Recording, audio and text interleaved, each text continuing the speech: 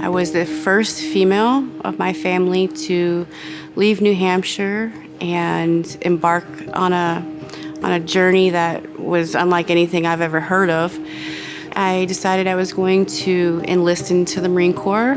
It just sounded exciting. I got to travel, I got to do cool things. I was very successful until the incident that took place. I was among a sea of men that weren't necessarily interested in having a female Marine there. There was a lot of trauma that someone at 18, 19 years old wouldn't expect to know how to handle. And so I felt hopeless, and I felt as if no one else would want this young, broken, trauma-filled 19-year-old.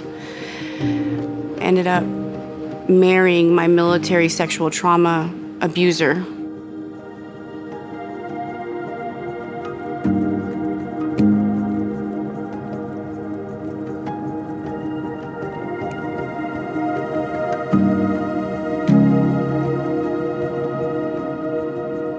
I grew up as a Roman Catholic, but I never knew God at that point. I didn't understand the relationship value part of it.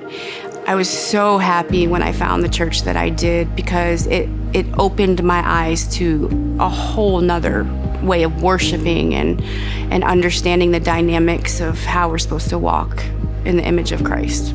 I knew I needed a higher power to kind of just tell all to, because I had no one else.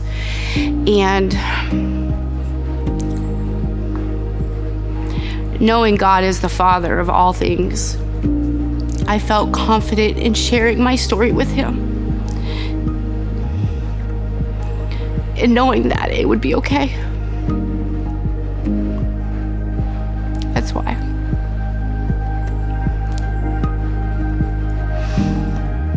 If it weren't for those things that I went through, I wouldn't be able to help other people at this point.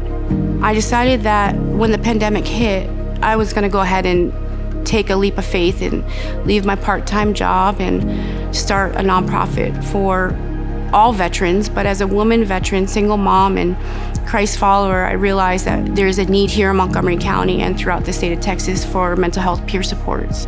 So I created a nonprofit called the Institute for Peer Support, and that helps all veterans to be able to become stabilized in a need of short-term or long-term help.